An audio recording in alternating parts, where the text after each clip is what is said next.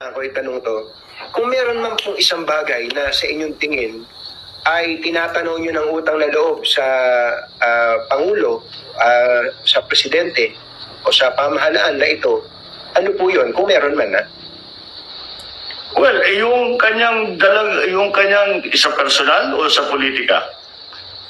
Personal po, personal. Siyempre, pinakamalaking ginawa niya para sa amin, yung paglibing ng aking ama sa libingan ng mga bayani. Yun ang pinaka-importante para sa amin, para sa pamilyang Marcos, siyempre, at matagal na namin ipinaglaban yan eh. At ngayon pala. Isang tanong, pasensya na kayo, kailangan ko itanong to.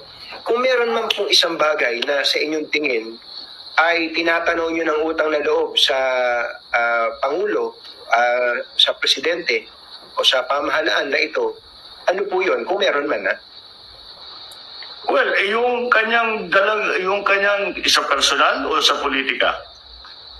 Personal po, personal. Siyempre, pinakamalaking ginawa niya para sa amin, yung paglibing ng aking ama sa libingan ng mga bayani. Yun ang pinaka-importante para sa amin, para sa pamilyang Marcos, siyempre, at matagal na namin ipinaglaban yan eh.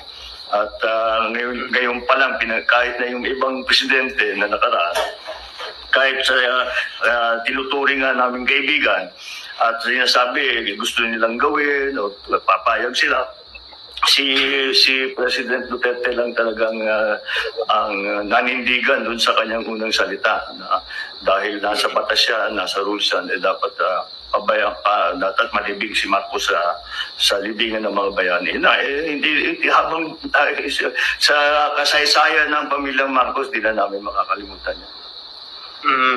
Kumbaga siya lang yun nangako sa inyo na tinupad. Parang gano'n. Sa lahat ng iba, sinasabi, gagawa natin ng paraan, titignan natin. And siguro sincere naman talaga sa iba.